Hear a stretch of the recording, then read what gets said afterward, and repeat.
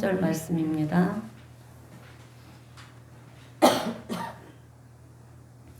시편 1편 1절에서 3절 말씀입니다. 우리 다 함께 한 목소리로 봉독하겠습니다. 시작. 복 있는 사람은 악인들의 꾀를 따르지 아니하며 죄인들의 길에 서지 아니하며 오만한 자들의 자리에 앉지 아니하고 오직 여호와의 율법을 즐거워하여 그의 율법을 주야로 묵상하는도다. 그는 시냇가에 심은 나무가 철을 따라 열매를 맺으며 그 잎사귀가 마르지 아니함 같으니 그가 하는 모든 일이 다 형통하리로다. 아멘. 우리 인사들 나누겠습니다. 여호와 샬롬.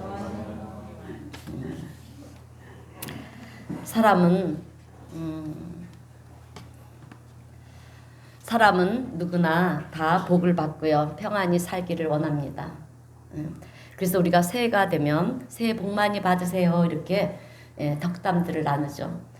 그런데 사실 이 복이라고 하는 것은 하나님께로부터 오는 것입니다. 하나님이 열어주지 않으시면요. 우리가 아무리 노력을 해도 받을 수가 없다라고 하는 것입니다. 오늘 우리 성도님들은 모든 복의 근원이 하나님께로부터 비롯된다는 사실을 기억하시고요. 또 그 하나님을 사모하시는 우리 성도님들이 되시길 주님의 이름으로 축원드립니다. 자, 그래서 우리가 이제 성경을 읽다 보면은요, 참으로 하나님이 우리를 사랑하시는구나. 어떻게 해서든지 기회만 되면 우리에게 복을 주시기를 원하시고요. 또 우리가 잘 되기를 원하시고 우리에게 모든 것을 허락하시기를 원하시는 그런 하나님이시라고 하는 것을 우리가 알 수가 있어요. 그래서 성경을 보면 우리가 복 받는 비결이 너무 쉽습니다. 어렵지가 않아요. 부모님 공경을 잘해도 복을 받고요. 착하게 살아도 복을 받고요. 그리고 하나님을 경외해도 복을 받고 선을 행해도 복을 받고요. 정직하게 살아도 복을 받습니다. 하나님은 어떤 상황에서도 기회만 되면 틈만 나면 우리에게 복을 주시려고 하시는 하나님이시다라고 하는 것을 우리가 성경 말씀을 읽다 보면 깨닫게 됩니다. 자, 그러면 어떤 복을 주시는가라고 하는 거예요. 신명기 28장을 보면 축복에 대해서 쭉 이렇게 열거가 되어 있는 것을 우리가 볼 수가 있는데 우리 말씀지에 있는 신명기 28장 1절에서 6절 말씀을 읽겠습니다. 말씀이 좀 길지만 얼마나 은혜가 되는 말씀인지 몰라요. 이 축복을 사모하면서 우리 다 함께 읽어보겠습니다. 시작. 내가 내 하나님 여호와의 말씀을 삼가 듣고 내가 오늘 내게 명령하는 그의 모든 명령을 지켜 행하면 내 하나님 여호와께서 너를 세계 모든 민족 위에 뛰어나게 하실 것이라. 내가 내 하나님 여호와의 말씀을 청종하면 이 모든 복이 내게 임하며 내게 이르리니 성읍에서도 복을 받고 들에서도 복을 받으며 내 몸의 자녀와 내 토지의 소산과 내 짐승의 새끼와 소와 양의 새끼가 복을 받을 것이며 내 강주리와 떡 반죽 그릇이 복을 받을 것이며 내가 들어와도 복을 받고 복을 받을 것이니라. 아멘. 이렇게 하나님은요 우리에게 복을 허락하시는 그런 하나님이시다라고 하는 것을 알 수가 있어요. 성읍에서도 복을 받고 들에서도 복을 받고 들어와도 나가도 복을 받고요. 또 내 자녀가 복을 받고 그리고 농사 짓는 사람은 농사가 잘 되는 복을 받고요.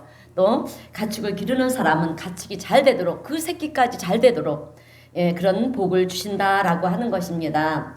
한마디로 말하면 여러분 이래도 복을 받고요. 저래도 복을 받게 하시기를 원하시는 것이 오늘 우리를 향한 하나님의 마음이라고 하는 것입니다. 아멘. 그런데 그럼에도 불구하고 안타까운 것은요.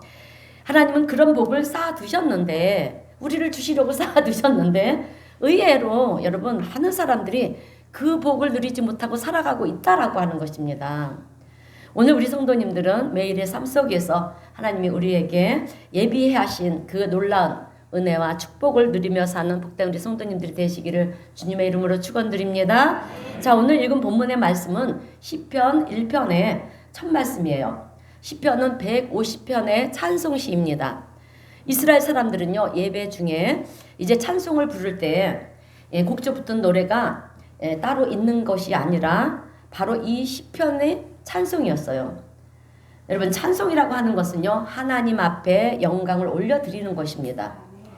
모든 것이 다 하나님으로부터 오는 것입니다. 이렇게 여러분 하나님을 찬송하는 거예요. 그런데 이 찬송시를 시작하면서 첫 번째 첫 말씀의 시작이 뭐냐 하면 뭡니까? 복 있는 사람은 이렇게 시작이 되었어요. 예, 그래서 오늘 하나님이 복 주시는 사람은 어떤 사람인가? 예, 1절과 2절에서 소개가 되고 있고요. 예, 복 주시는 사람은 어떤 사람인가? 1절, 2절에 나와 있습니다. 그리고 하나님이 주시는 복은 어떤 복인가? 3절, 4절에 나와 있어요. 그래서 3절 말씀을 보면 그는 시냇가에 심은 나무가 철을 따라 열매를 맺으며 그 잎사귀가 마르지 아니함 같으니 그가 하는 모든 일이 어떻게 된다? 항통하리로다. 아멘. 그가 하는 모든 일이 다 항통하게 되는 축복을 주신다라고 하는 것입니다. 믿으시기를 축원드립니다. 그런데 하나님이 주시는 복을 받는 사람은 마치 어떤 사람과 같으냐? 시냇가에 심은 나무 같은 사람이라는 거예요. 여러분, 시냇가에 심은 나무나 다른 곳에 심은 나무나 겉으로 볼 때는 여러분, 예, 다 똑같아 보입니다. 이 나무나 저 나무나 다 똑같아요. 그런데 다른 점이 무엇인지 아십니까? 다른 점은 여러분, 가뭄이 왔을 때 보면 알 수가 있어요. 위기가 닥쳤을 때 다른 곳에 심은 나무는요, 말라서 죽게 됩니다. 그러나 시냇가에 심은 나무는 가뭄이 와도요, 말라 죽지가 않는다라고 하는 것입니다. 그 이유는 그 나무의 뿌리가 시냇물가에 닿아서, 그죠?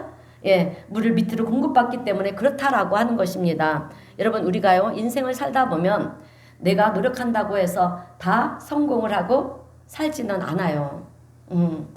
사는 것은 아닙니다. 그런데 보면 어떤 사람은 잘난 부모를 만나서, 예, 부모님이 도와줘가지고 잘 되는 사람이 있고요. 또 어떤 사람은 권력을 가진 사람이 나의 지인이기 때문에 여러분 그들이 도와줘서 잘 되는 사람이 있고, 또 돈 많은 사람이 여러분 이렇게 후원을 해줘서, 예, 하는 일마다 형통케 되는 사람이 있어요. 안 그럽니까? 그렇잖아요. 예, 그래서 그런 사람들을 보면 우리는 어떤 생각을 합니까? 그렇죠. 내 주변에는 아무도 없는데 저 사람은 도와주는 사람도 많으니 얼마나 좋을까? 참 부럽다. 예, 그렇게 생각을 하면서 그런 사람이 없는 나 자신의, 예, 신세를 한탄하면서 우리는 세상은 너무 불공평하다 이렇게 얘기하는 사람들이 참 많아요. 그런데 사실 오늘 우리는 여러분 하나님을 믿는 사람에게는요, 그럴 필요가 없다라고 하는 거예요. 왜냐? 시냇가에 심은 나무 옆에는 시냇물이 있듯이 여러분 우리 옆에는 누가 계십니까? 아멘. 그래요. 살아계신 하나님이 함께 하시고 계시기 때문에 그렇습니다. 자, 그래서 그 하나님이 알게 모르게 우리에게 필요한 모든 것을 채워주시고요. 또 우리로 하여금 가뭄 중에도 잎사귀가 마르지 아니하도록, 예, 도우시는 하나님이시라고 하는 것입니다. 근데 우리가 그 사실을 자꾸 잊어먹는 거예요. 까먹는 거예요. 그래서 하나님께서는 여러분, 예, 그리스도를 이 땅에 보내실 때, 우리 예수님을 이 땅에 보내실 때 예수님의 이름을 뭐라 부르라 하셨냐 하면 임마누엘이라 이렇게 말씀하셨어요. 여러분, 임마누엘은 하나님이 나와 함께 하신다. 하나님이 우리와 함께 하신다라는 말입니다. 이 말의 뜻은요, 하나님이 나와 함께 하면서, 하나님이 너와 함께 하면서 너를 지키시고 너를 보호하시고 너를 인도하시고 너를 도와서 형통케 할 것이다. 아멘. 너를 도와서 형통케 할 것이다. 그 하나님이 바로 너의 하나님이라고 하는 것을 인식하고서, 예, 살라는 얘기예요, 한마디로. 그래서 하나님은 당신의 외아들 예수 그리스도를 주셔서 임마누엘이라고 하는 이름까지 주셨다라고 하는 것입니다. 자, 그래서 오늘 우리에게는요, 세상적인 어떤 그 풍요람이라든지 또 세상 사람들이 부러워하는 그런 것은 없을지는 몰라도 오늘 우리에게는 영원부터 영원까지 존재하시는 그 하나님이 함께 하시는, 예, 그 하나님이 나와 함께 하신다는 사실을 기억하시는 우리 성도님들이 되시기를 주님의 이름으로 축원드립니다. 자, 그 하나님이 우리에게 복 주시기 위해서 모든 것을 다 예비해 놓고 있다라고 하는 거예요. 그런데 우리가 때로는 이 하나님이 복 주시는 그 자리까지 나가지 못하기 때문에 여러분 우리가 뭔가 물건을 사려면 시장이나 백화점으로 가야 되잖아요. 그렇듯이 우리도 복을 받으려면 은혜 받는 자리로 나가야 된다라고 하는 것입니다. 여러분, 하나님은 은혜의 자리에서 우리에게 은혜를 베푸시기를 원하시는 하나님이세요. 예, 그래서 우리는 그 자리로 나가야 되는데, 예, 그 자리로 나가야 되는 것이 무엇인지 오늘 본문 1절과 2절에서 우리에게 말씀해 주고 있습니다. 그래서 저는 오늘 축복의 삶을 사는 비결이 무엇인가 두 가지 말씀을 전하면서 함께 은혜를 나누려고 합니다. 첫 번째는 제 자리에 서 있지 말아야 된다라고 하는 것입니다. 아멘. 예, 제 자리에서 벗어나야 되는 것입니다. 제 자리가 그냥 좋다가 그 자리에 머물러 있으면 안 되는 거예요. 여러분, 하나님은 우리에게 축복하시기를 원하시는데 한 가지는 못하는 것이 있어요. 아니, 하나님은 전지전능하신 하나님이신데 어떻게 하나님 못하시는 게 뭐가 있습니까? 이렇게 질문하시는 분들이 있다면 여러분, 하나님이 어찌할 수 없는 일이 한 가지가 있는데요. 그것이 무엇이냐면 우리가 죄의 자리에 머물러 있을 때는 하나님은 어찌할 수가 없다라고 하는 거예요. 여러분, 하나님은 거룩하신 하나님이십니다. 죄라고는 그림자조차도 없으신 하나님이세요. 그 하나님이 우리를 축복하시기를 원하시지만 우리가 죄의 자리에 있다라고 하면 여러분, 물과 기름은 나무 젓가락으로 아무리 저어도요 섞이지가 않아요. 섞이는 것 같아도 나중에 분리가 되는 것을 볼 수가 있잖아요. 절대로 섞일 수가 없어요. 그래서 우리가 죄의 자리에 있는 한 하나님이 어찌할 수가 없다라고 하는 것입니다. 그래서 하나님이 사용하신 방법이 무엇이냐 하면 방법이 있어요. 당신이 우리의 죄를 사해주기 위해서 이 땅에 오셔서 십자가에서 죽으시는 길을 선택했다라고 하는 거예요. 죄의 사망은 죄의 삭은 사망이기 때문에 죽어야 되는 거예요, 여러분. 죄를 지었으면 죽어야 되는 것입니다. 그런데 우리가 그 죄의 문제를 해결할 수가 없어요. 우리는. 그러니까 하나님께서 선택하신 방법은 하나님이 되시는 예수님이 여러분 우리 대신해서 십자가에서 죽어 주셨다라고 하는 거예요. 그래서 우리에게 구원의 길을 열어주신 줄로 믿습니다. 자, 그래서 오늘 우리가요 하나님의 은혜를 받으려고 그러면 여전히 제 자리에 머물러서는 그 하나님의 은혜를 우리가 누릴 수가 없다라고 하는 것입니다. 여러분, 아담과 하와는 하나님께서 선악과를 따먹지 말라고 했는데 그 선악과를 따먹어서 죄를 지었어요. 그죠? 그래서 하나님이 하지 말라는 것을 하는 것이 죄라는 거예요. 그래서 어떻게 되었느냐 하면 어떻게 되었습니까? 하나님과 단절이 되었잖아요. 하나님과 분리가 됐어요. 하나님과의 관계가 벌어졌습니다. 그래서 하나님과 화해할 수 있는 길은 우리가 죄를 회개하는 거예요. 나를 위해 십자가에서 죽으신 예수 그리스도를 믿음으로 받아들이고요. 그리고 예수 그리스도의 피의 공로를 의지해서 내가 하나님 용서해 주세요 라고 기도하고 회개할 때 여러분 우리의 죄는 흰눈보다 더 희어지는 줄로 믿습니다. 자, 그래요. 흰눈같이 우리의 죄가 사라진다라고 하는 것입니다. 그렇게 되면 어떻게 되느냐? 다시 하나님과 연합이 이루어지는 거예요. 하나님과 연합이 이루어져야 여러분 내가 하나님의 은혜를 누릴 수가 있는 자가 되는 것입니다. 여러분, 돌아온 탕자가 집을 떠날 때는 하나님의 은혜를 받을 수가 없었어요. 그러나 집으로 돌아왔을 때 하나님의 은혜와 사랑을 받았습니다. 누렸잖아요. 그죠? 그런 것처럼 우리가 하나님의 은혜, 축복을 원한다라고 하면 하나님의 은혜가 있는 자리로 나가야 된다라고 하는 것입니다. 여러분, 제 자리는 때로는 우리를 달콤하게 하고요. 또 우리에게 유익을 주는 것 같기도 하고요. 또 나에게 짜릿함도 주고요. 나에게 만족감을 주는 것 같아도 그 자리에 있으면 잠시 동안은 그 죄로 인해서 그 죄가 주는 어떤 즐거움을 누릴 수 있는지는 모르지만 하나님이 우리에게 베푸시는 은혜는 받을 수가 없다라고 하는 거예요. 그렇기 때문에 우리는 그런 세상적인 유혹들을 뿌리치고요. 하나님 앞으로 나가야 되는 줄로 믿습니다. 여러분, 창세기 12장을 보면 하나님께서 아브라함을 부르세요. 아브라함을 부르실 때 이제 갈대아 우르에서 부르시는데 이 아브라함은 잘 먹고 잘 살고 있었어요. 그런데 하나님께서는 그곳에서 떠나라는 거예요. 여러분, 그 당시에 갈대아 우르는 우리나라로 말하자면 서울과 같은 도시였어요. 모든 것이 풍족했고요. 먹고 살기에 문제가 없었기 때문에 많은 사람들이 몰려드는 그런 도시였습니다. 아브람도 그곳에서 집을 짓고요. 잘 먹고 잘 살고 있었어요. 그런데 하나님은 그런 거 다 버리고 나와 함께 새로운 인생을 시작하자. 나와 함께 새로운 인생을 시작하자. 아멘. 저에게 그러셨거든요. 그래서 너의 고향 친척 아비 집을 떠나라. 떠나게 하시는 거예요. 왜 떠나게 하시냐면 사실 갈대아 우르는요 우상을 만드는 도시였어요. 그리고 아브라함의 아버지 데라도 마찬가지로 우상을 만드는 사람이었습니다. 그래서 우상을 만들어서 그것을 숭배하게 만들고요. 또 우상을 숭배하다 보니까 여러분 여러 가지들이 필요하지 않겠습니까? 결국에는 죄를 짓고 사는 그런 도시가 된 것입니다. 그래서 하나님은요 내가 너를 축복하기를 원하지만 네가 제 자리에서 축복받는 것을 나는 원하지를 않는다. 그러니 그곳을 떠나라. 떠나서 나와 함께 새로운 곳으로 가자. 이렇게 하나님은 아브라함을 부르시고요. 또 아브라함에게 축복하기 위해서 그것을 떠나라고 말씀하셨다라고 하는 것입니다. 여러분 출애굽기도 마찬가지예요. 애굽이라고 하는 것은 그 당시에 가장 번성한 도시였잖아요. 그리고 강대국으로서 지배력도 가지고 있었고요. 그리고 먹고 살기가 풍족한 곳이 바로 애굽이었습니다. 그런데 하나님은 그 애굽에서 이스라엘 백성들에게 출애굽하라, 나가라. 그래서 나갔더니 애굽보다 더 좋은 곳으로 인도할 줄 알았는데 어떻게 했습니까?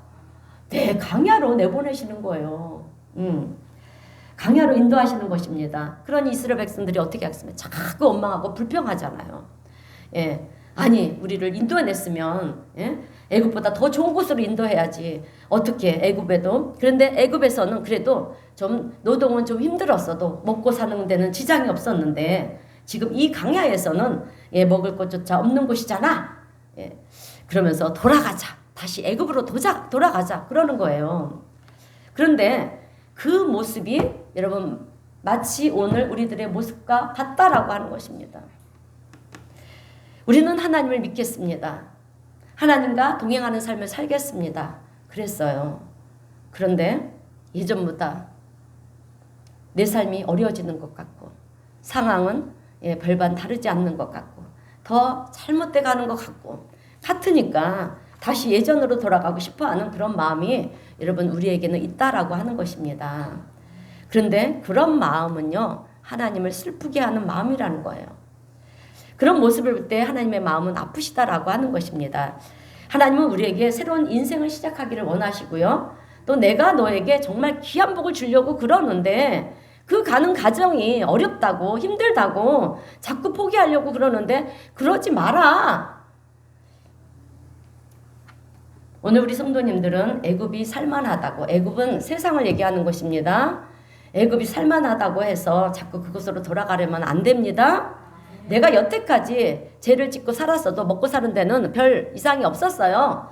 문제가 없었습니다. 그래서 돌아가야 되겠습니다. 여러분 안 돼요. 왠지 알아요? 그 자리는 죄의 자리이기 때문에 그렇습니다. 비록 내가 지금 먹고 사는 것이 예전만 못할지라도 절대로 돌아가면 안 된다라고 하는 것입니다. 그래서 하나님은요 어떤 사람에게 은혜를 베푸시는가? 축복하시는가? 제 자리로 돌아가지 않는 사람. 머물러 있지 않고요. 죄와 싸워서 이기는 사람. 그런 사람을 택해서 은혜와 축복을 주신다라고 하는 것입니다. 자, 여러분 우리가 잘 아는 요셉이 왜 복을 받았는지 아십니까? 그것은 노예의 자리에 있었잖아요. 노예였잖아요. 미디안 사람에게 그렇게 노예를 팔려갔어요. 그래서 노예 자리에 있었지만 요셉은요 하나님을 경외했기 때문에 그렇습니다. 보디발의 아내가 유혹을 할 때 그냥 좋은 게 좋은 거지 뭐. 그러면서 죄와 타협하지 않았다라고 하는 거예요. 나는 노예인데 무슨 힘이 있어. 주인이 말하면 들어야지. 그리고 그 환경 속으로 따라간 사람이 아니었다라고 하는 것입니다. 요셉은 목숨을 걸고 그 자리를 도망쳤어요. 그리고 억울하게 감옥에 갇혔습니다. 그런데 요셉은 감옥에 가서도요. 하나님 어떻게 나에게 이럴 수가 있습니까? 여러분 이렇게 하나님을 원망하지 않았어요. 우리 하나님은 선하시기에 반드시 하나님의 뜻이 있을 것이다. 여러분 그러면서 죄와 싸워서 이긴다는 것이 무엇인지를 보여줬던 사람이 바로 요셉입니다. 그러니 하나님께서는 그런 요셉을 축복하지 않을 수가 없는 거예요, 여러분. 때가 되매 하나님은 요셉을 그의 대적들보다 어떻게 했다? 높이 세워주셨다라고 하는 거잖아요. 다윗의 고백처럼 내 원수의 목전에서 내게 상을 차려주셨어요. 예. 요셉을 괴롭혔던 원수들을요 망하게 하는 것이 아니었어요. 아니라 그들이 따라올 수 없을 만큼 여러분 하나님께서는 높은 자리에 세우셨다라고 하는 거예요. 그래서 요셉을 애굽의 총리 대신이 되게 만드셨다라고 하는 것입니다. 여러분 사실 죄와 싸우는 것은 쉽지 않아요. 우리가 그 미혹한 그 영을 뿌리친다라고 하는 것은 쉽지가 않습니다. 달콤하잖아요. 먹음직하잖아요. 부함직하잖아요. 그래서 우리는 죄와 싸워서 이길 수 있는 사람은 힘들어요. 그런데 여러분 죄와 싸워서 이겨야 된다라고 하는 거예요. 그런데 그 열매는 놀랍다라고 하는 것입니다. 히브리서 12장 4절에서는 뭐라고 말씀하냐면 너희가 죄와 싸우되 피 흘리기까지 싸워야 된다라고 말씀하고 있어요. 여러분 왜 피 흘리기까지 죄와 싸워야 되느냐 하면 그래야 우리가요 하나님의 은혜의 자리로 들어갈 수 있기 때문에. 그래서 죄의 자리다 싶으면 여러분 그 자리가 나에게 어떤 이익을 가져다 준다고 해도 그냥 도망치는 것이 상책이라는 거예요, 여러분. 죄의 유혹에 넘어지지 않으려고 우리가 뭐 발버둥 치지 마세요. 애를 쓰지 말고 결국에는 애를 써도 우리는 연약한 존재예요. 그 미혹한 영에 우리는 이겨내지 못합니다. 결국 우리는 넘어지는 자가 되고 말기 때문에 그냥 빨리 피하는 게 상책이라는 거예요.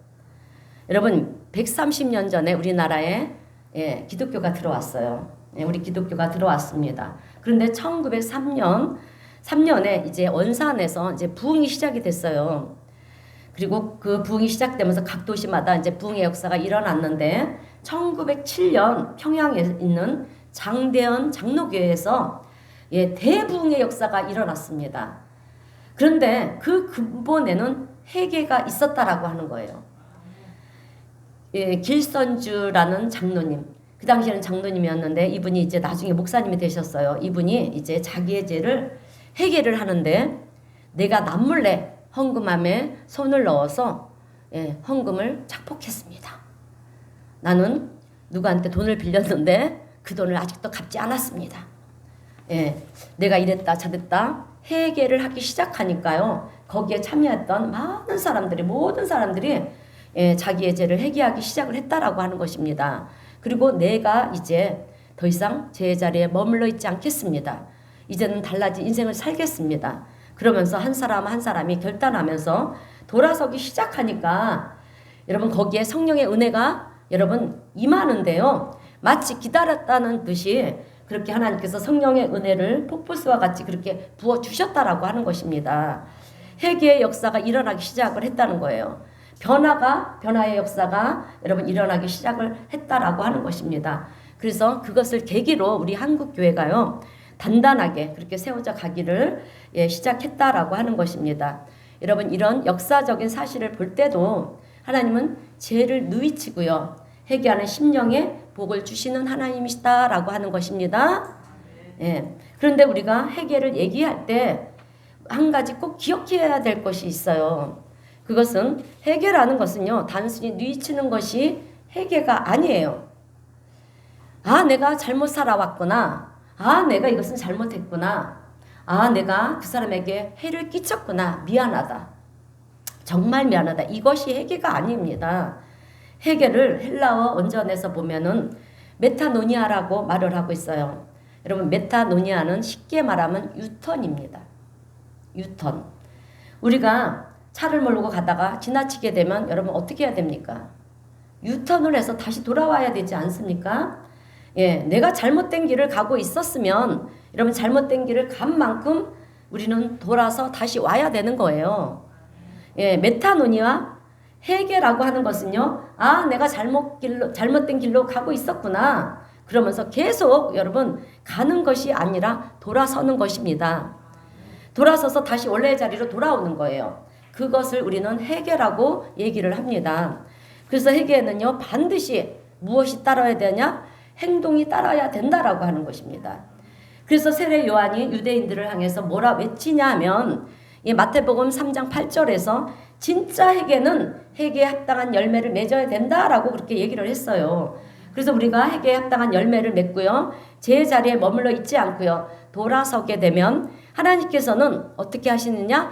시냇가에 심겨진 나무가 받는 그 혜택을 우리에게도 허락하시는 하나님이시다라고 하는 거예요.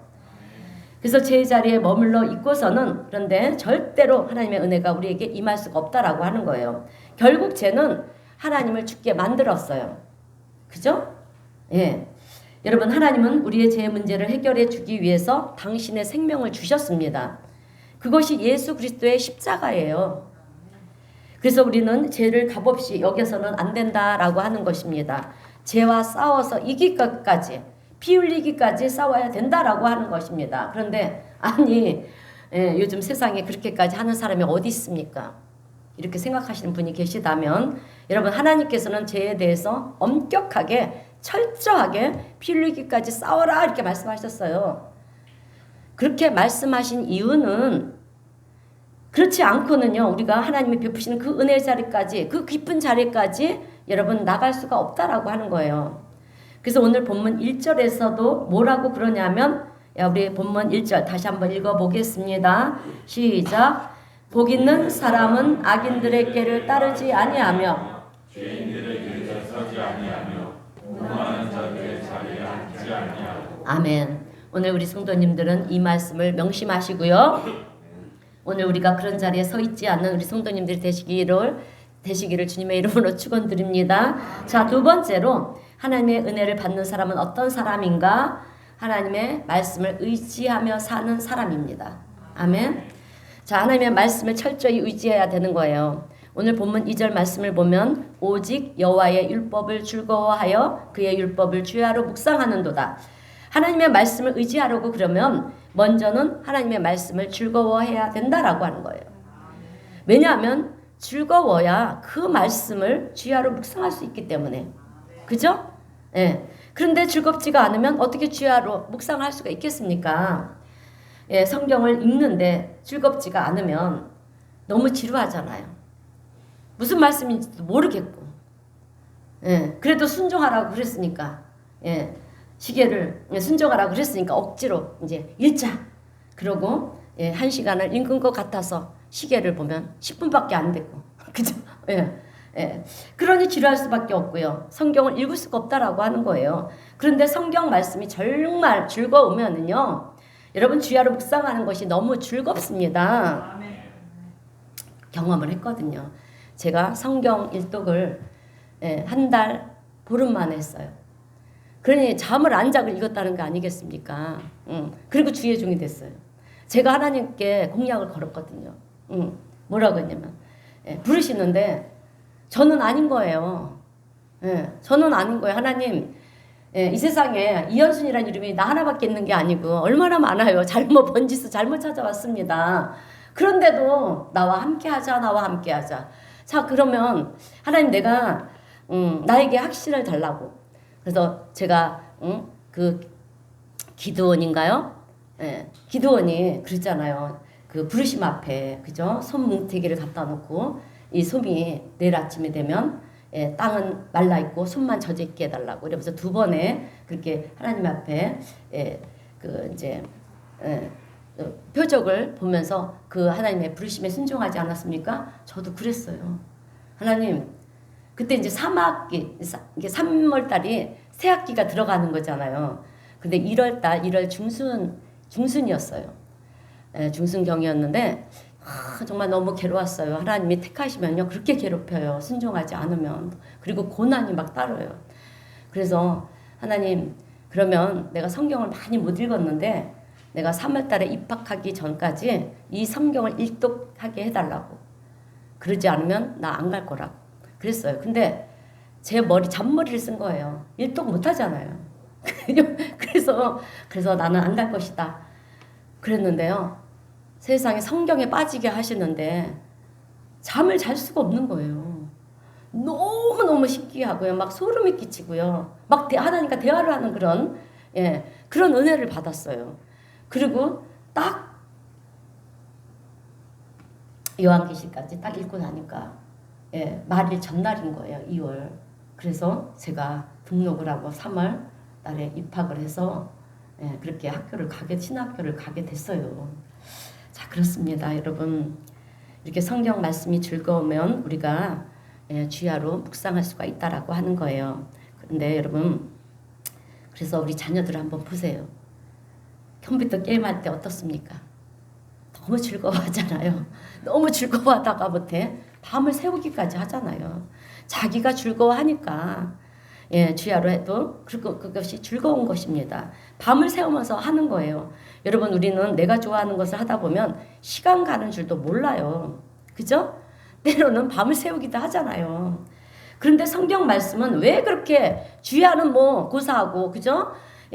뭐 10분 읽는 것도 그렇게 힘이 드니 내가 정말 하나님의 말씀을 의지하는 사람이 맞는가라고 하는 거예요. 세상 일을 할 때는 너무 시간이 빨리 가고 모든 것이 즐겁고 밤을 새워도 그것이 즐겁고요. 그죠? 그런데 예배 드리면서 하나님의 말씀을 들으면서도 오늘 목사님의 설교가 왜 이렇게 길어?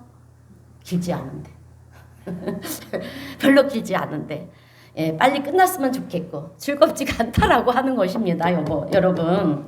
하나님의 일을 하려고 그러면 하나님의 말씀을 들으려고 그러면 말씀을 묵상하고 기도하려고 그러면 왜 그렇게 힘들어하고 지겨워하고 그죠? 그러면서도 우리는 하나님 사랑합니다. 그런다라고 하는 거예요.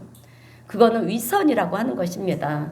하나님의 말씀도 즐거워하지 않으면서 어떻게 하나님을 사랑한다라고 말할 수가 있느냐라고 하는 거예요. 오늘 우리 성도님들은 하나님 말씀이 즐거워질 수 있게 되시기를 주님의 이름으로 축원드립니다. 여러분, 말씀을 주야로 묵상한다는 것은요, 하나님의 말씀을 중요하게 생각하고 그 말씀을 내 삶의 지침으로 삼고 살아가라고 하는 것입니다. 왜? 하나님은 살아계신 하나님이시고요. 말씀은 곧 하나님이시잖아요. 그래서 하나님의 말씀 또한 살아있는 말씀이기 때문에 그렇다라고 하는 것입니다. 그래서 히브리서 4장 12절에서는 이렇게 말씀하고 있어요. 자, 말씀이 어떤 것인지 우리 함께 히브리서 4장 12절 말씀 다 함께 읽어보겠습니다. 시작. 하나님의 말씀은 살아있고 활력이 있어 좌우에 날서 어떤 것보다도 예리하여 영과 및 간절과 골수를 찔러 쪼개기까지 하며 또 마음과 생각과 뜻을 판단하나니. 아멘. 이것이 여러분 하나님의 말씀이라는 거예요. 살아있는 하나님의 말씀을 오늘 우리는 듣고 있는 줄로 믿습니다. 네. 자, 그래요. 여러분, 성경 여러 곳에서는 하나님의 말씀을 여러 형상으로 나타내고 있어요. 그래서 하나님의 말씀은 어떤 말씀인가 하고 보면 여러분, 무에서 유를 창조한 말씀입니다. 아멘. 말씀으로 천지를 창조하셨잖아요. 그죠? 그리고 로마서 14장 17절을 보면은요, 하나님은 죽은 자를 살리시며 누구를 살렸습니까? 나사로를 살리셨어요. 그리고 없는 것을 있는 것으로 부르시는 이신이라 이렇게 말씀하고 있어요. 없는 게 없는 것이 아니라 여러분, 하나님이 있다 그러시면 있는 거예요. 자, 그래서 오늘 이 말씀을 우리가 마음에 담고 살면서 살아있는 하나님의 말씀을 우리의 심령에 담고 있으면서 여러분, 우리가 믿음으로 선포하는 거예요. 선포하면 하나님의 말씀은 살아있는 말씀이잖아요. 말씀이기 때문에 우리 인생 가운데도 여러분 능력으로 역사하는 말씀이라고 하는 것을 오늘 우리 성도님들은 기억하시기를 바랍니다. 우리가 믿음으로 선포하면 그대로 돼요. 능력대로 됩니다. 그래서 우리는요, 중요한 것이 있어요. 입술의 권세를 잘 활용해야 돼요. 아멘? 잘 활용하세요. 우리가 하는 말에는요, 능력이 있고 권세가 있습니다. 우리를 창조하신 하나님이 누구십니까? 능력이 하나님이세요. 권세를 가진 분이잖아요. 그 하나님의 그 입김으로 우리가 사람이 된 거예요. 생명으로. 그죠? 그래서 우리에게도 하나님의 능력과 권세가 있어요. 말에. 하나님은 모든 것을 천지 창조를 할 때 말씀으로 창조를 했잖아요. 애가 있어라, 달이 있어라, 별이 있어라, 보기에 좋았더라. 그죠? 그래서 우리가 안 된다라고 말하면 안 되는 거예요. 된다라고 말을 해야 되고요. 없다라고 말하는 것이 아니라 있습니다. 그죠? 그리고 하나님이 도우실 것입니다. 협력하여 선을 이루실 것입니다. 염려하지 마세요. 두려워하지 마세요. 하나님이 함께 하십니다. 이렇게 우리는 믿음으로 선포를 하는 거예요. 자녀들에게도 너는 누굴 닮아서 머리가 그 모양이냐. 여러분 누구를 닮았겠어요? 그 자녀가 누구를 닮았겠어요, 여러분? 이제부터 그렇게 얘기하는 게 아니라 너는 지혜로운 아이야. 하나님이 너에게 지혜를 주실 거야. 여러분 이렇게 믿음으로 선포하시기를 바랍니다. 자, 여러분 우리 믿음의 사람들은요. 보이는 대로 말하는 것이 아니라 하나님이 역사하실 것을 보면서 역사하실 것을 미리 보는 거예요. 현재는 이루어졌지 않지만 앞으로 이루어질 것을 미리 보는 거예요. 미리 보면서 믿음으로 선포하는 사람들이 바로 믿음의 사람들인 거예요. 그래서 아픈 사람에게는 하나님이 치료해 주실 거예요. 곧 건강해질 것입니다. 그리고 어려움을 겪고 있는 사람에게는 어떻게 해야 되겠습니까? 하나님이 도와주실 거예요. 힘내세요. 여러분 이렇게 믿음으로 선포해 줘야 됩니다. 그러므로 오늘 우리 성도님들은 말씀의 권세가 나에게 있음을 분명히 믿으시기를 주님의 이름으로 축원드립니다. 그런데 어떤 사람들은요. 모든 것을 냉철하게 분석하고 막 판단을 해요. 그래서 뭐라고 하는지 알아요? 이래서 안 되고 저래서 힘듭니다. 이렇게 얘기를 하는 거예요. 결론은 안 된다라고 하는 거예요. 이런 사람은요. 10명의 정탐꾼과 똑같은 사람들이에요. 여러분 여호수아와 갈렙은요. 판단하고 분석하지 않았어요. 믿음으로 선포한 사람들이에요. 그래서 어떻게 되었습니까? 어떻게 되었냐 하면 그들은 하나님의 유업을 받았어요. 가나안 땅을 정복했습니다. 그죠? 그래서 오늘 우리가 이 세상을 이기는 비결이 어디에 있느냐 하면 나에게 믿음이 있느냐라고 하는 거예요. 우리의 믿음에 있다라고 하는 거예요. 하나님 말씀, 죽은 자를 살리시고요. 없는 것을 여러분 있게 만드시는 그 하나님의 말씀이 내 안에 있으면 여러분 우리는요. 믿음으로 선포하는 자가 되어야 한다라고 하는 것입니다. 그래서 우리는 자녀들을 축복해야 됩니다. 축복하세요. 부모들의 이 축복과 기도는요. 이 자녀들의 이 어머니 아버지의 기도는요. 제일 먼저 들어주는 거예요. 들어주셔요. 하나님이. 왠지 아세요? 그 자녀가 내가 배 아파서 낳지만 내 자녀가 아니에요. 하나님의 자녀예요. 하나님이 우리에게 맡기신 거예요. 기업으로 맡겨주셨어요. 그래서 하나님은요. 자녀들의 기도는 무조건 빨리 들어주세요. 왜? 당신 자녀니까. 기억하시기를 바랍니다. 그래서 자녀들을 축복해야 되고요. 그리고 나라와 민족을 위해서도 축복해야 됩니다. 우리나라 대한민국을 하나님은 도와주실 것입니다. 축복해 주실 것입니다. 왜? 이 나라 이 민족 안에는 기도하는 사람들이 많기 때문에 그래요. 그래서 엘리야 한 사람의 기도로 말미암아서 여러분 어떻게 되었습니까? 3년 반 동안 비가 내리지 않는 그 땅에 하나님께서는 그 한 사람의 믿음을 보시고 비를 내려주셨잖아요. 그 한 사람의 믿음으로 말미암아서 하나님이 역사하셨다라고 하는 것입니다. 여러분 우리 하나님의 말씀 속에는 생명의 능력이 있어요. 생명의 능력이 있습니다. 그래서 말씀을 들으면요. 살아나는 역사가 일어난다라고 하는 거예요. 그죠? 여러분 돌멩이를 땅에 묻으면요. 그 돌멩이에서는 아무것도 나오지가 않아요. 그죠? 그러나 생명이 들어있는 씨앗은 죽은 것 같아도요. 100년이 지난 씨앗이라고 할지라도 여러분 그 땅에 묻으면요. 거기서 싹이 납니다. 거기서 싹이 나는 거예요. 세상의 이야기를 들으면 잠깐은 우리가 위로가 되지만 여러분 다시 낙심할 수밖에 없어요. 그러나 하나님의 말씀을 들으면 그 말씀은 우리 안에서 살아있는 사라지는 말씀이 아니라 싹을 내리는 거예요. 그래서 때가 되면 열매를 맺는 그런 생명의 말씀인 줄로 믿습니다. 또 하나님의 말씀은요. 만물을 복종하게 한다라고 하는 거예요. 여러분 그래서 예수님이 풍랑을 만났을 때 어떻게 하십니까? 풍랑아 잠잠하라. 풍랑이 잠잠해졌잖아요. 그리고 예수님께서 악한 영을 향해서 귀신 들린 자를 향해서 귀신아 물러가라 그랬을 때 어떻게 했습니까? 귀신이 떠나갔어요. 여러분. 그죠? 왜 대답이 없어요? 성경을 안 읽으셨어요? 아멘 하세요. 몰라도 그냥 아멘 하세요. 여러분 아멘 할 때 하나님의 은혜가 임하는 거예요. 그냥 몰라도 무조건 아멘 하세요. 그래요. 그래야지 설교하는 저도 힘이 나요. 힘나게 설교해야지 성경 생명의 말씀인데 그죠? 안 그래요? 그렇습니다. 이렇게 하나님의 말씀은 만물이 복종한다라고 하는 거예요. 그리고 예수님께서 그래서 이렇듯 모든 만물을 복종시키는 말씀인데 이렇게 우리에게 유익이 되는 말씀이기 때문에 여러분 오늘 우리는 하나님의 말씀을 대할 때 이 말씀 속에 삶의 답이 있다. 하나님의 말씀 속에 삶의 답이 있다. 이 말씀이 결국 나를 이끄신다.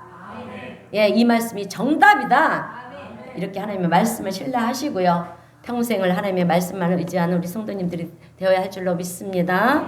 자, 그런데 세상에서는 그렇게 사는 우리가 어리석게 보일 수도 있어요. 그러나 아니라는 것입니다. 여러분 노아가 하나님의 명령을 받고 그죠? 산에다가 방주, 배를 만들었어요.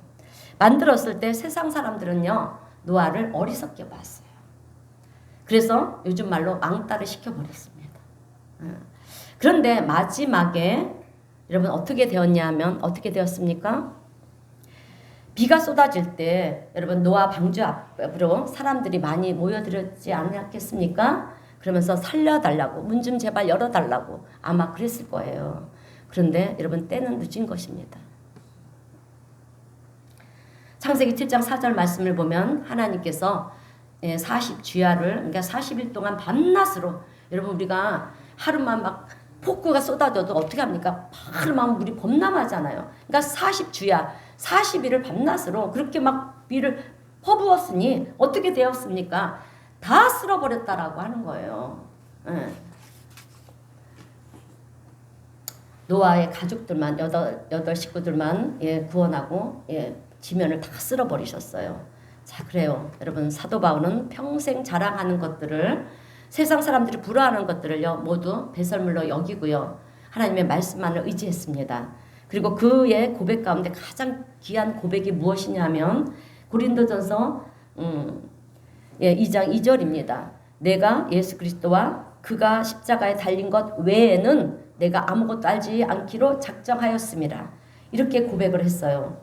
사도 바울은 우리를 살리는 것은 예수 그리스도와 그분의 십자가가 나를 살린다라고 하는 것을 여러분 알았다라고 하는 거예요. 그래서 하나님의 말씀만 붙잡고 살았다는 것입니다. 그렇게 살았을 때 그의 삶에 어떠한 일이 벌어졌는지 아십니까? 능력이 나타나기 시작을 했어요.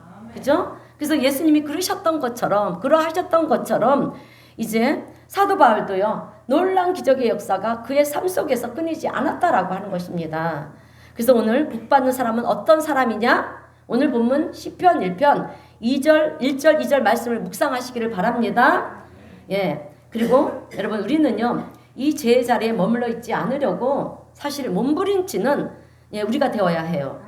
죄의 자리, 흑암의 자리. 그 자리를 세상 사람들은 어떤 자리인지 몰라요. 진흙탕에 빠졌어도 그 자리가 더러운 자리인지를 모른다라고 하는 거예요. 그런데 믿음의 사람들은요 아는 거예요. 그래서 내가 제 자리에 있지 않으려고 몸부림치는 것입니다. 이것은 뭘 의미하는 거냐면 내 영이 살아있는 증거라고 하는 거예요. 그리고 하나님의 말씀만이 해답이고요. 나의 생명줄이 된다라고 하는 것을 알기 때문에 그렇게 우리는 몸부림을 쳐야 된다라고 하는 거예요. 자, 이제 설교를 마무리하겠습니다. 여러분 우리는 하나님의 말씀을 의지하는 자가 되어야 할 줄로 믿습니다. 그럴 때 우리의 인생은 그냥 척박한 땅에 심겨진 나무가 아니라 시냇가에 심겨진 나무와 같은 그런 인생을 살게 될 줄로 믿습니다. 그러면 어떻게 되느냐? 철을 따라 열매를 맺는다라고 하는 거예요. 아멘. 그냥 가만히 있어도 그런 믿음이 됐을 때 우리는 가만히 있어도 돼요. 가만히 있어도 이제 하나님께서 철을 따라 열매를 맺게 해주신다라고 하는 거예요. 경험하시기를 바랍니다. 경험 중에 있는 분도 계시죠? 아멘. 그거예요. 딴 거 없어요. 내게 맡겨주신 일은 하나님이 내게 맡겨주신 일에 그냥 열심히 최선만 다하세요. 최고가 되라고 하는 게 아니라 최선만 다하라는 거예요. 우리는 최고가 될 수가 없어요. 그냥 내가 맡겨준 우리 안수 집사님도 기도, 또 우리 피아노 반주, 그리고 이렇게 헌금위원, 또 식사 봉사 안내, 예, 반드시 하나님 일에는 공짜가 없어요. 공짜가 없는 줄로 믿습니다. 반드시 축복하십니다. 자, 그래요. 그래서 우리는요, 그렇게 되면 가뭄이 와도 사람들은 어떻게 합니까? 안절부절을 못하잖아요. 그죠? 난리를 치지만 우리는 요동하지 않고요.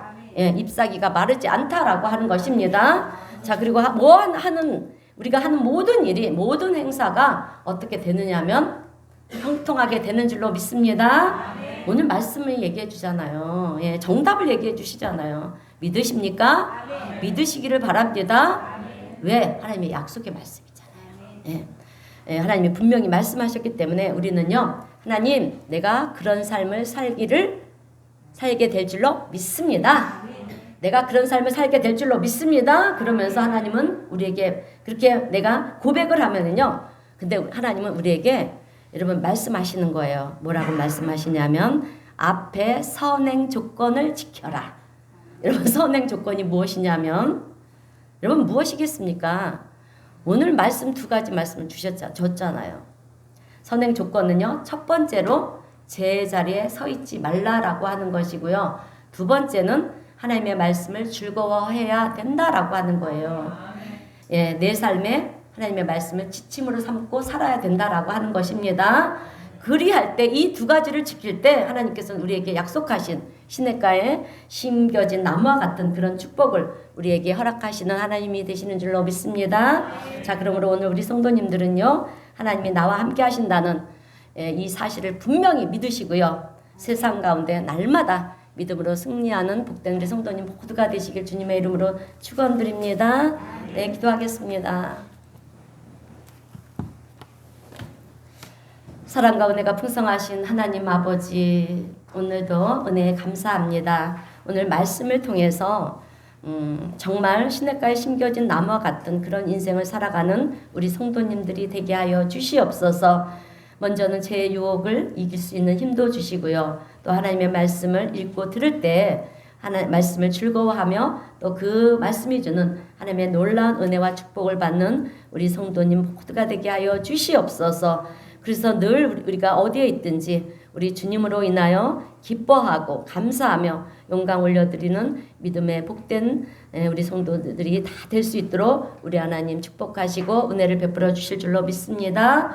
우리 주님 함께 하시고 도와주심을 믿으며 예수님의 이름으로 기도하옵나이다. 아멘. 찬송가 449장 다 함께 찬송하겠습니다.